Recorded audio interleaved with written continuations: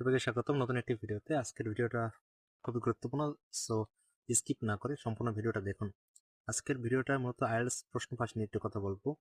So এবছর 36 লক্ষের মতো স্টুডেন্ট সারা পৃথিবীব্যাপী আইএলটিএস পরীক্ষায় অংশগ্রহণ করে এবং বাংলাদেশে প্রায় 80,000 স্টুডেন্ট এই পরীক্ষায় অংশগ্রহণ করে।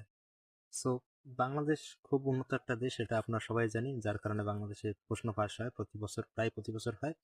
সো এবছর হয়েছে, যার কারণে 80,000 স্টুডেন্ট যে পরীক্ষা দিল তাদের রেজাল্ট সম্পূর্ণ ক্যান্সেল, একদম ক্যান্সেল।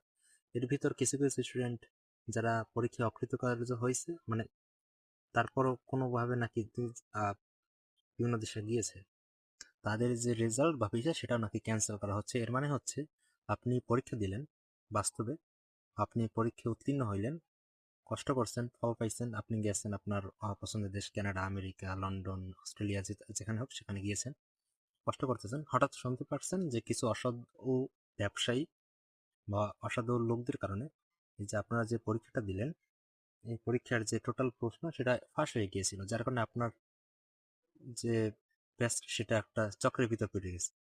মানে আপনার রেজাল্ট, আপনার যে আইএলটিএস এর এক্সামের যে রেজাল্ট সার্টিফিকেট সবার কাজ করবে না, অকৃতকার্য হয়ে গেছে। এখন আপনার পাসপোর্টের যে ভিসা আছে সেটা ক্যান্সেল করা হবে, আপনাকে দেশে ফিরে যেতে হবে। সো আপনার এই যে কষ্টের দামটা আপনি পেলেন না, কেন পেলেন না? কিছু অসাধু ব্যবসায়ী, তাদের কারণে। আমি এখানে শুধু ব্যবসায়ীদের দোষ দেবো না, আমি এখানে স্টুডেন্টদের দোষ দেবো যে আপনারা যারা কষ্ট করতেই পারবেন না, যারা আইএলটিএস কমপ্লিট করতেই পারবেন না, তারা কেন আইএলটিএস পরীক্ষা দেওয়ার জন্য যান এবং কেন অসাধু হয়ে প্রশ্নগুলো কিনবেন, যার কারণে অন্যান্য হাজার হাজার স্টুডেন্টদের সমস্যা হচ্ছে।